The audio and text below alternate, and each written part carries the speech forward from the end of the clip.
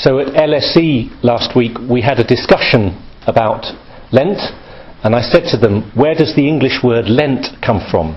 And they said, slow. Nice answer, the wrong one, but it's nice. Lento, Italian, slow, and it was a good guess. But in fact the word Lent comes from the Anglo-Saxon word Lenten, meaning spring. And can you hear the sound? Lent, length, lengthen. The days are lengthening. And so this is how in Anglo-Saxon we get the word for spring, and in fact the word for March, which was lengthened. Little curiosity there. So it's a secular word in English, but it's the word that we've adopted, which you have in your own traditions. Very often the word, your own Latin phrases, many of you, is to do with 40, isn't it? Quaresima, or carême in French. Yeah. So different words, not in themselves religious meanings, but pointing to this great season of Lent. Okay, well, what is this great season of Lent? Going behind the etymology. Well, it's three overlapping practices that have come today to be our modern day Lent. It is partly, obviously, preparing for Easter. And all of these three overlapping traditions go right back to the beginning of the church, to the 2nd and the 3rd centuries. Preparing for the great celebration of Easter time. And we need to get ready for that, and this is how we do it, as a community and as individuals. It's also preparing for baptism. In the church, Easter is the time for adults, and indeed many children as well, to be baptised. And how wonderful that we have so many of you, so many students, preparing for baptism here with Bishop John this Eastertide. And we are joining with them in their preparation by celebrating Lent, remembering to pray for them and renewing the significance of our own baptism. Lent is also overlapping as well with something slightly different, which is a penitential period for those people who, to use the language, were grave public sinners and needed reintegrating into the Christian community when something really big and public had gone wrong in their lives. So in other words, they were coming back to the sacraments, and they needed a time of saying, hang on, I need to get ready for this, and to know what I'm doing, and to be sure that I'm doing it for the right reasons and in the right state of mind. Easter, baptism, and a penitential period, a period of conversion and renewal. All of this is Lent historically, and it's what it is today. We're praying and fasting and giving alms. It's not that we stop doing these things the rest of the year. I had a student at LSE saying, well, why should we do this for 40 days and not the rest of the time? That's not the message, okay? But we focus, we concentrate, we big up these traditional practices to help them to become more significant for us at this time. When are we going to do it? What's the 40 days? Yes, you could spend hours on the internet and on Facebook, your geeky self trying to work out what exactly are the days. Well, it's varied a lot. And in fact, even in the end of the 2nd century, there were arguments between geeky Christians like yourselves about what is Lent and when exactly does it fall. For some places it was 1 day. Whew. Yeah? Others it was 2 days. Others it was 40 hours of full-on prayer, fasting and almsgiving. And to cut a long story short, it had solidified to the 40 days by the end of the 4th century. 40 days. Well, the resonance of that. On Mount Sinai, Moses preparing to receive the 10 Commandments. Elijah, who walked for 40 days and 40 nights to the mountain of the Lord. And most importantly, Jesus, today in the Gospel, who prayed and fasted for 40 days before his public ministry began. But just a final geeky historical curiosity. Yeah, but which days? It has varied. In Jerusalem, in the early church, it was 40 days Monday to Friday. Monday to Friday, meaning, of course, 8 weeks. 8 weeks of 5. In Rome and in the Western Church, the tradition was 6 days of the week. 6 weeks. 6 is a 36. That creates a problem. So we'll have to add in 4 days to make it 40, which is why we have Ash Wednesday. We start on the Wednesday to have 4 days of Lent, building up to today, so that we have the 6 weeks of Lent. This is traditionally. Okay. And I said it's the last bit of geekiness. I've got one more bit. What do you abstain from? Well, it was pretty hardcore in the early church. It was all meat, all animal, all dairy, all fat. And this is still the tradition. I was told only yesterday by one of our community in the Eastern Catholic Church. This is why we have pancakes on Pancake Tuesday, to get rid of the fat, the eggs and the milk. It's why we call it Mardi Gras, Fat Tuesday. We've got to clean out the fat, the dairy. But it's simplified now, and just so you know, as it were, the absolute grid, the bare minimum, the Western Catholic tradition is that we would fast and abstain on Ash Wednesday and Good Friday. Here in England and Wales, that we would have no meat on all Fridays of the year, including Lent, and that we would take up our own personal fasting and almsgiving as our own penitence in this Lent. Okay, now let's get on to the spiritual significance, because this is, as it were, much more important. We're going into the desert with Jesus and the whole church. We heard today in the Gospel how Jesus was driven by the Spirit into the wilderness and tempted by Satan. And also the symbol of Noah and the flood that we had in the first reading. Interestingly, that we hear that it wasn't just the ark that saved Noah from the flood, but the waters of the flood that saved Noah from the evil and the destruction that was taking place around him.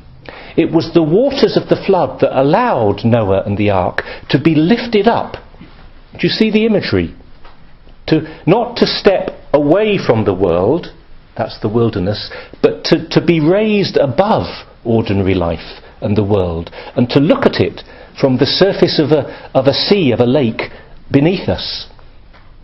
It's about getting a different perspective. Not because the world in itself is bad, but because we are so caught up in it, we can't understand it anymore. We can't make sense of life and the world. We forget its meaning, we forget what is important and what is unimportant. The whole period of Lent in the wilderness is about simplifying, stepping back, making space and rediscovering what is of true importance for your life, my life and for our faith. It's lovely to welcome back 2 of our students. I won't name them and get them to stand up, but 2 of our students this week have been on the Camino in Spain, going to Santiago of Compostela. The pilgrimage is a fundamental way, if you like, of living Lent, of literally leaving my life and my world and going somewhere else to get that perspective. We can't all do the Camino, but we can all live Lent. What are you going to do? Well, we're going to pray and fast and give alms. Prayer. I need to have time with God and time with myself. I'm always rushing and doing like you are. And I need to realise that I am more than what I do. I'm not a machine that God, like an engineer, created, plopped on this earth, pressed the go button. I'm a child of God. You are a son or a daughter of the loving Father. And we need to know that we are loved by him.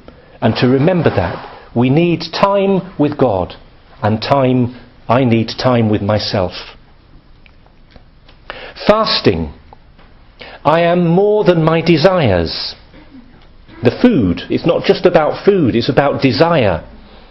I'm more than my desires for this food, for that, to eat, to listen, to watch, to talk, to move. Or put it another way, I have deeper desires which I often can't hear. Fasting is about letting go, making space, remembering that there is another self, a deeper desire. Almsgiving. It means literally to give my money, my possessions to the poor and those in need. It's about anything that is a work of mercy. To remember that I am more than my possessions. They are a part of me, they're important. I can't do without them actually, but they don't define me. I am also what I do not have. I'm also what I give away, as much as what I keep. And in fact, what I give defines me more than what I take. Both are important. Both. This is what Pope Benedict said in his wonderful encyclical when he spoke about eros and agape, that love is possessive, that's okay, as long as it's also self-giving and sacrificial. They're both important. My advice to you, prayer, fasting and almsgiving, is do something, decide today and make it very practical and concrete. It should be something, as we say in English, that bites, that you actually feel, ouch, yeah? This affects my life. It should be something practical and concrete that we can write on a bit of paper, and at the end of this day we can say, did I do it or didn't I do it? I will do this prayer, this decade of the Rosary each day. I will read one chapter of the Gospel. I will visit a church on the way to college. I will come to weekday Mass once during the week. I will download and listen to the Pray As You Go app. Whatever, as long as it's concrete and accountable. Fasting. Maybe I will abstain from one significant thing, from meat or alcohol or tea and coffee or eating between meals, or I will do a proper fast on Friday with just having bread instead of lunch, or I will come off social media, or I will switch off the apps from 9 p.m, or I will put the phone in a metal box for a certain period every day, every hour of the day or day of the week. Whatever, as long as it's concrete and accountable. Almsgiving. Will I give simply some money to a charity? Will I spend time investigating different charities to know what they're actually doing and what I feel God is calling me to do to help other people? Will I go and help at a charity this week? It's hard to set this up quickly, but it is possible. Will I phone someone at home that I've been ignoring, and actually keep a regular contact with them? Will I make a resolution to speak to one new person that I've been ignoring in my hall, in my course, in my chaplaincy? Whatever, as long as it's concrete and accountable, and it bites. Lent isn't complicated. Don't spend 5 weeks fussing and worrying about what you should do and what you haven't do. Just today, on the first Sunday of Lent, think of 3 things in those 3 areas that you could try and give it a go. People say that students are flaky today and fluid and with no commitment. Well, maybe, but basically I think from experience you have a selective flakiness. If you have finals tomorrow morning or an interview for your dream internship next week, you're not flaky. You do what you want to do. And yes, you choose to not do a lot of things. That's okay. The simple choice now is, do you want to live Lent? Do you want to pray and fast and give alms?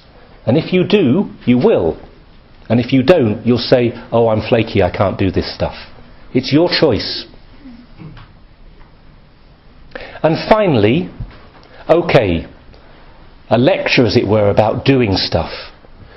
Is this just a mechanistic, external, functionalist rule book being handed to me, and I do it and it's done, and it doesn't really make any difference, and it doesn't sound very Christian when you put it like that?